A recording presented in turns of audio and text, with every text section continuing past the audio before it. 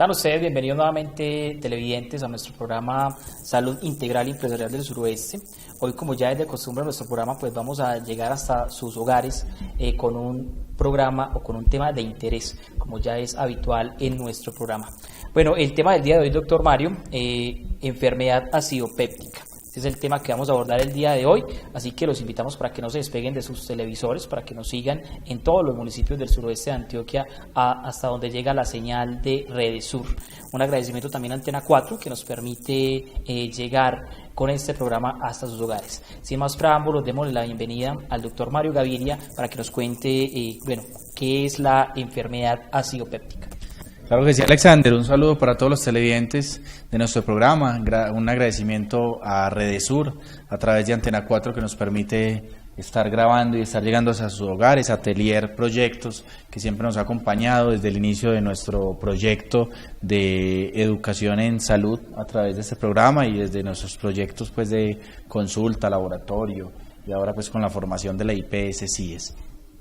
Televidente, hoy vamos a hablar de enfermedad acidopéptica. La enfermedad acidopéptica, para traducirlo al español, al conocimiento de la gente, a un lenguaje más comprensible, al lenguaje común, es todo lo que enmarca las gastritis y las enfermedades del estómago y la primera porción del tubo digestivo, que sería el esófago. Entonces, eso es el tema de hoy: gastritis, enfermedad acidopéptica, que tiene que ver con toda la parte pues de esos dolores, de esas molestias que aparecen en el estómago, en el esófago, en lo que llama la gente la boca del estómago, ese reflujo, esa agriera, que es como lo conocemos en el lenguaje común. Popularmente. Claro que sí, Alexander.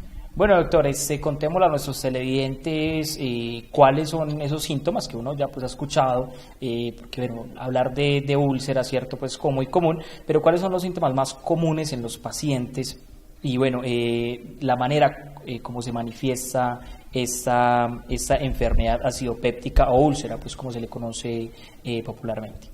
Muy bien, en las gastritis y en las enfermedades de nuestro estómago vamos a tener diferentes momentos, diferentes diagnósticos, pero van relacionados hacia lo mismo, ¿sí? Son básicamente inflamaciones de la mucosa gástrica, que incluyen inflamaciones del esófago cuando hay reflujo, inflamaciones del estómago o de la mucosa del estómago cuando hay gastritis o ulceraciones, y tienen que ver con una alteración en la relación de la producción de ácido y la producción de la mucosa protectora. Nuestro estómago tiene una capa protectora que ayuda a que esos ácidos que él mismo produce sean solo para la digestión de los alimentos y no lo maltraten a él. Cuando hay un desbalance por diferentes razones o hay una pérdida de esa capa protectora, en algunos lugares se van a presentar las incomodidades, las molestias que vamos a llamar gastritis. La gastritis normalmente se acompaña de dolor en la parte alta del abdomen, lo que llamamos la boca del estómago. En realidad es el área donde está el estómago. Es un dolor que casi siempre es urente, o sea, un ardor, es un dolor tipo ardor, como una sensación de pesadez, de llenura, o otras veces hay una sensación de vacío, de tengo mucha hambre pero no logro saciarlo, no logro llenarme. Es un dolor que tiene dos características: o mejora con los alimentos o empeora con los alimentos. Eso depende del punto donde esté ubicada la ulceración o la gastritis. No vamos a profundizar sobre el tema, pero van a llegar pacientes a nuestros consultorios que mejoran cuando consumen alimentos, entonces les da el ardorcito antes de comer, y pacientes que empeoran al consumir los alimentos, les da el ardorcito después de comer, y eso depende de la ubicación de la lesión. Ahí también se enmarcan la dificultad de ese esfínter esofágico inferior o cardias, que en realidad la gente lo llama la boca del estómago. Es ese músculo que se cierra para que los alimentos solo bajen y no se devuelvan. Entonces empieza a perder esa capacidad de cierre y se presenta el retorno de alimentos por el tubo digestivo, por el esófago, y el retorno de ácidos gástricos, y eso se va a transformar en un reflujo. Y ese reflujo también va a hacer que esa sensación de ardor se sienta en la parte posterior del esternón, o sea, que le suba un ardorcito desde el estómago hacia la boca, un mal sabor, un mal olor, la boca se pone seca. El paciente con gastritis también puede tener problemas que se relacionen con el resto del tubo digestivo, o sea, con el intestino irritado, porque no va a haber un proceso de digestión adecuado, ¿sí? En muchos casos presentan sangrado y ese sangrado se refleja en vómito con sangre, con pintas o con grandes cantidades de sangre, inclusive coágulos, o con deposiciones con sangre que en realidad no se van a ver rojas, sino que cuando las deposiciones son muy altas se van a ver negras, ¿sí? Y ahí es cuando decimos, o como lo dice la gente en el común, se estranguló la úlcera, empezó a sangrar, porque la úlcera llegó a un punto donde cogió una venita, cogió una arteria, un vasito que transportaba sangre y empieza a sangrar. Pues ya es un estado muy avanzado. Ya son estados más avanzados o momentos más críticos de la enfermedad. No necesariamente un paciente tiene que tener un estado avanzado de la enfermedad, sino un momento crítico, ¿sí? Digamos, yo venía sano, pero por error cogí el frasco que decía Gatorade y no tenía Gatorade, sino que tenía un ácido. Y me lo tomé. Y entonces generé una ulceración y esa ulceración empezó a sangrar. Que es una lesión realmente, la úlcera es una lesión. Es un punto donde se lesionó la mucosa gástrica, donde se perdió la protección y donde la mucosa se peló, se lastimó, se laceró, está inflamada, ¿sí? Y muchas veces puede estar erosionada, o sea, puede haber pedazos que se hayan perdido. Entonces, básicamente, estos son los síntomas, Alexander. El dolor puede verse en la parte alta del abdomen, pero también se puede ir hacia la parte posterior de nuestro cuerpo, hacia la espalda, porque la úlcera esté en la parte posterior de la mucosa gástrica. ¿Sí? Claro que sí. Depende de la ubicación de todas maneras de la úlcera, los síntomas, pero esos son los síntomas grandes con los que casi siempre el paciente consulta. Casi siempre se relaciona con cambios en su vida. Hombre, yo tuve una fiesta y tomé mucho licor, o estoy fumando mucho, tuve una comida grande, muy aliñada, muy irritante, muy grasosa, me tomé por error una sustancia, o por voluntad, que también se ve, ¿sí? Unos intentos suicidas donde la niña se toma el limpio, el muchacho se va y se toma el veneno. Sí, después de una decepción amorosa. Exacto. Entonces ya viene la molestia gástrica intensa y en realidad es fácil diagnosticarla, ya vamos también a hablar en el programa anterior de colon de los temores de la gente sobre el tema. Bueno, si bien la enfermedad es fácil de diagnosticar, hablemos de cuáles son como entonces las causas más comunes de esta enfermedad, ¿cierto? ¿Cuáles son como, las prácticas que pueden de alguna manera llevar pues a la manifestación o a que esta enfermedad sea mucho más severa, ¿cierto? O sea, que cuáles son, en palabras como concretas, las causas de la gastritis o las causas más comunes, ¿cierto? Para compartir con nuestros televidentes. Alexander, volvemos a lo mismo, los factores estresantes. La gastritis y el estrés van de la mano. No todos los pacientes con gastritis tienen estrés, pero sí la mayoría de los pacientes con estrés crónico o intenso desarrollan gastritis. Y estrés no solamente de estar pensando en la novia que me dejó, sino también las jornadas de trabajo largas donde de pronto no logro consumir los alimentos de la manera adecuada, tengo que comer a la carrera, no tuve tiempo de comer. Pasan espacios largos de ayuno, mayores a los esperados. El paciente que desayuna, almuerza, pero no tiene cena y pasa desde la 1 de la tarde hasta las 8 de la mañana del siguiente día sin comer. Que consume productos muy irritantes, muy aliñados, con mantecas quemadas, reutilizadas. Diciembre, sí, claro. Diciembre con muchos, sería un mes. El mes ideal donde de la estamos gastritis. más expuestos a los Aunque se dan cuenta a los en factores, enero. a los factores de riesgo. Nos damos cuenta en enero. Sí. El licor, la ingesta de licor, el cigarrillo, hablábamos ahora, algunos medicamentos, sí, entonces hay pacientes que, me tomé un ibuprofeno del naranjadito y me cayó muy mal, y sí, en realidad... La práctica de la automedicación la también puede incidir. Claro, sí. Entonces hay muchas cosas que van a llevar a causar gastritis. Ahí es enseñarle al paciente a tener cuidados, alimentarse en los horarios que corresponde, evitar esas comidas o solo utilizarlas muy ocasionalmente. Hombre, hoy es mi cumpleaños y me voy a comer un frito y me voy a tomar unos tragos, no hay problema, ¿cierto? Pero que no se vuelva una costumbre diaria. Claro que sí. Bueno, doctor, ya hablemos entonces de qué tipo de personas son las más, digámoslo, predispuestas o que tienen más riesgos de padecer esta úlcera, este tipo de enfermedades, estas úlceras, o básicamente todos, considerando pues que estamos expuestos a los factores, ¿cierto? O hay a un tipo de persona, bien sea por edad o por género, en la cual se puede manifestar de manera pues como más fuerte, ¿cierto? La úlcera. Se ve más en adultos en la edad media por los hábitos poco saludables, ¿sí? En los adultos de edades mayores por la ingesta de muchos medicamentos, porque tienen muchas enfermedades, sufren de la presión, del azúcar, del colesterol, de la tiroides, y empiezan a tomar muchos medicamentos. Hoy se ven los jóvenes por los malos hábitos que están generando, la drogadicción, el licor, las salidas de casa donde no hay buena alimentación, y lastimosamente cada vez más se ven los niños. Cada vez tenemos más niños con gastritis por malos hábitos que se heredan de los padres, por el sedentarismo. Hoy el estar pegado a un computador, el estar pegado a una tablet, a un celular, está dejando a esos niños en casa y no les está permitiendo hacer la actividad física que hacíamos antes. Y está aumentando los niveles de estrés en los niños, y han empezado a aparecer un montón de enfermedades que no tendrían por qué tener o que en el pasado no tenían, ¿sí? Entonces, estas son las cosas que han llevado a variar la presentación de la enfermedad, y ya es difícil dar un grupo de edad en realidad, porque ya vemos que en todos los grupos de edades se presentan las gastritis. Bueno, doctor, considerando que los síntomas, bueno, ya se habló pues, de los síntomas que son como muy evidentes y que las causas son diversas, entonces hablemos del tratamiento. ¿Cuál es el tratamiento para este tipo de enfermedad? Muy bien. Antes del tratamiento vamos a hablar una cosita sobre el diagnóstico. El diagnóstico es clínico. Una gastritis se diagnostica clínicamente.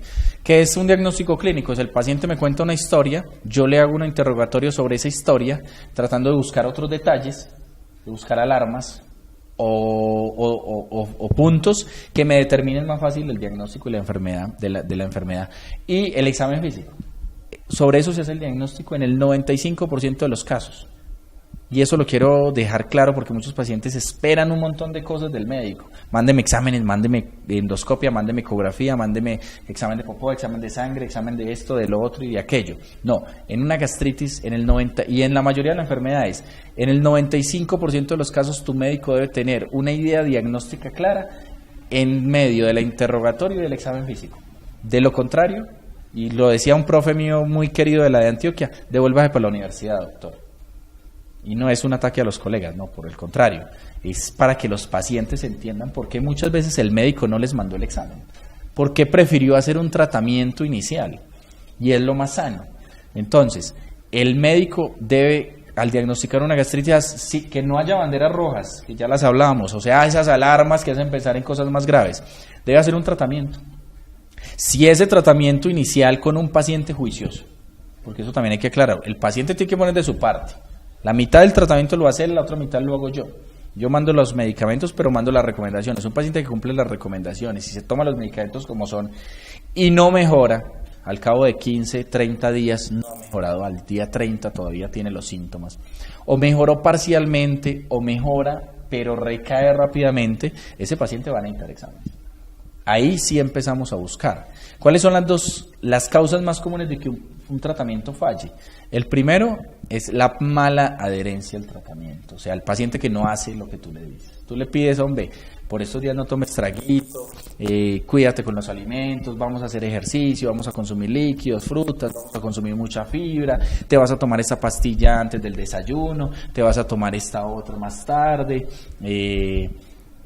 vamos a estar más tranquilos, a buscar horarios de descanso, a tener jornadas menos largas de trabajo, etcétera.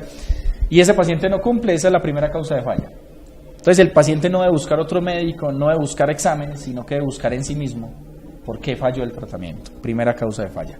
La segunda y la tercera son muy sencillas.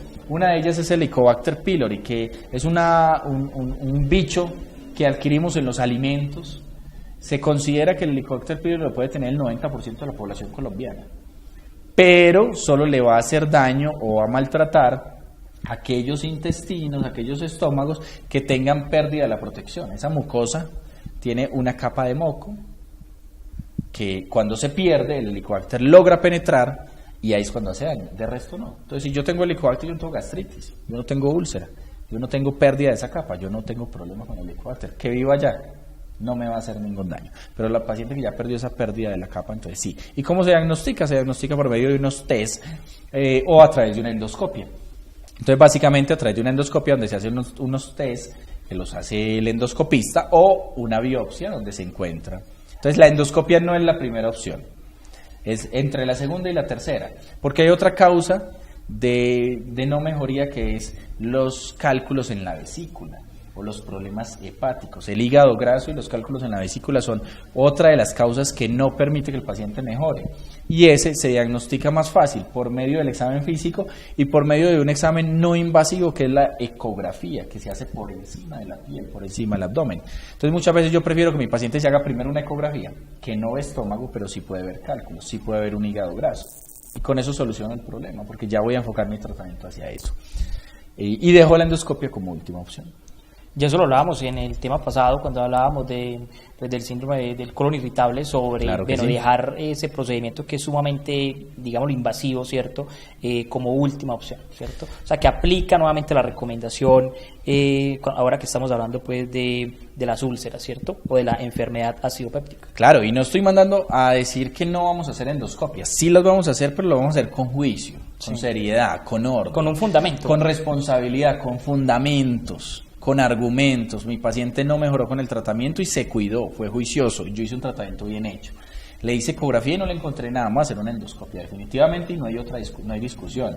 Y vamos a hacer una endoscopia bien hecha, ¿sí? Y yo siempre le digo al paciente, hombre, no busquemos las más baratas, busquemos las más buenas, porque la endoscopia no es solo que te pasen un tubo por la boca, es que alrededor de ese individuo que te está pasando el tubo por la boca hay un equipo de trabajo preparado para cualquier circunstancia, porque esto no nos lo dicen cuando nos van a hacer una endoscopia, pero cuando me pasan el tubo por la boca hay riesgos, se puede romper el esófago. ¿Y qué voy a necesitar?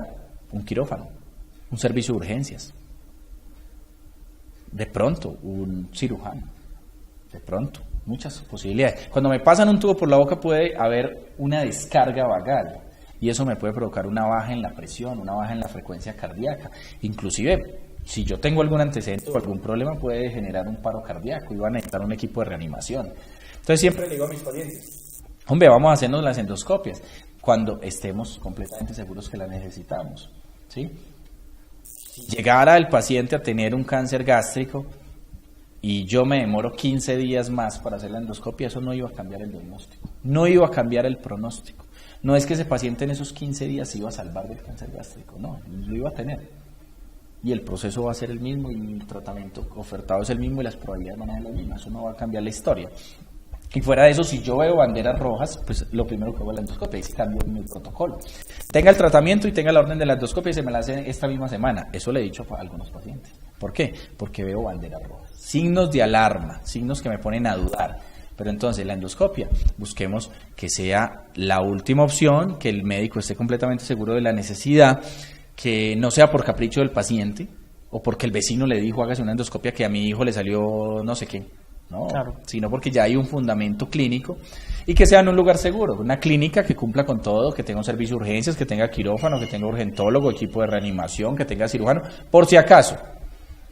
Eso es como cuando compro el baloto, de pronto me lo gano. Entonces, cuando yo me hago una endoscopia, de pronto estoy de malas y yo soy la persona. Claro. Lo digo porque me ha pasado. Tengo paciente que hizo descarga vagal durante una endoscopia y hubo que reanimarlo. Pues yo no estaba ahí, pero sí conozco al paciente. Es uno de mis pacientes. Tengo un paciente al cual se le rompió el esófago y estuvo 20 días hospitalizado. Por suerte está en una de las mejores clínicas de Medellín. Allá le pasó. ¿Fue culpa del endoscopista? No. Suerte. Es una suerte, es una lotería, que no sabemos cuándo nos vamos a ganar. Yo no sé que yo sea el de malas, que tengo tanto reflujo, que mi esófago está muy frágil y se rompió. Y había una vena cerca importante, una arteria importante, hay una varice esofágica, porque tomaba mucho traguito, y se rompió. Y empecé a sangrar de lo lindo, y casi no paran el sangrar, me tuvieron que poner sangre. Eso puede pasar en la endoscopia. Entonces, hombre, hagamos un proceso juiciosos, no nos aceleremos, no lleguemos exigiendo el examen. Muchas veces el paciente llega bravo porque fueron al hospital y el médico no le mandó la endoscopia de entrada. No, es que el médico está haciendo un proceso juicioso. Lo que pasa es que muchas veces el paciente cambia de médico. Entonces él ya espera que este segundo médico haga el segundo paso, no, él va a ser el primero. Por eso siempre les digo, hagamos el proceso con nuestro médico. Fui, consulté, no me mejoré, doctor, no me mejoré, ¿qué hago? Me hago ya la endoscopia, no, vamos a hacer este examen y la ecografía. Salió esto, vamos a tratarlo. No salió nada, pero sigues con el problema, vamos a hacer una endoscopia. Ese es el proceso más o menos, Alexander, y el tratamiento pues ya se enfoca según la necesidad del paciente, casi siempre con inhibidores de bomba de protones y otros ayudantes como la milantas, el sucralfato. Hay muchas opciones y uno va variando en la medida del tiempo para no agotar, para no generar molestia, resistencia. El paciente cansa de usar algunos medicamentos y que ha visto que no funcionan, entonces uno los mejora, busca otras opciones que tengan mayor potencia y eso. Pero básicamente depende de que el paciente sea juicioso en contar la historia, que se deje examinar y el médico haga un proceso juicioso de examen clínico, que hagamos un tratamiento en conjunto, paciente y médico. Y si no hay mejoría, que hagamos los exámenes que sean necesarios. No vamos a negarle un examen a un paciente, porque no es justo tampoco lo que pasa en Colombia con nuestro sistema de salud, que no es el médico el que niega el examen, sino el sistema, y cuando le entregan el examen al paciente ya sí es tarde, 1 año y medio después ya es muy tarde. Ya cuando la enfermedad está en un estado avanzado, que puede ya poner en riesgo pues la vida del paciente. Y como les digo, no es tan común tener una gastritis y desarrollar un cáncer gástrico. En realidad no es tan común. Y se demora. Se cree que el Helicobacter pylori, que es uno de los factores que está asociado al desarrollo de cáncer gástrico, se demora entre 10 y 20 años en desarrollar el cáncer gástrico. Hombre, esto es un cóctel. Y en el cóctel necesitamos varios ingredientes, pero hay que mezclarlos bien. Entonces, yo tengo una genética de cáncer gástrico. Listo, con usted vamos a estar más alerta. Pero no significa que vas a desarrollar el cáncer gástrico. De pronto necesitas un empujoncito. Fumo. Ahí tengo un empujoncito. Tengo Helicobacter. Ahí tiene otro empujoncito. Me automedico y tomo medicamentos a diestra y siniestra. Otro empujoncito. Trabajo construcción y estoy expuesto al asbesto. Otro empujoncito. Y así lentamente el paciente se va dando empujoncitos. Entonces en ese paciente pues sí se entrará a hacer primero la endoscopia. De entrada, sin temores. Pero con cada paciente hay que hacer el proceso. Bueno, televidentes, yo pienso que queda bastante claro entonces que si no queremos que ese procedimiento que resulta pues como tan aterrador como lo de la endoscopia sea la primera opción, pues depende de nosotros, de seguir las recomendaciones del médico, facilitarle a nuestro médico de cabecera un buen proceso de diagnóstico, contándole, ¿cierto?, cuáles son nuestros hábitos alimenticios, cuáles son nuestros hábitos diarios de vida, ¿cierto?, de trabajo, ¿cierto?, y bueno, ya posteriormente pues siguiendo las recomendaciones de nuestro médico para que de esa manera pues la enfermedad no llegue pues a una etapa crítica donde sea inevitable ese procedimiento invasivo que, como ya lo dijo el doctor, debe realizarse cuando exista el fundamento y también en un sitio que cumpla con ciertas características o especificaciones para garantizar, digámoslo pues, la integridad física del paciente, ¿cierto?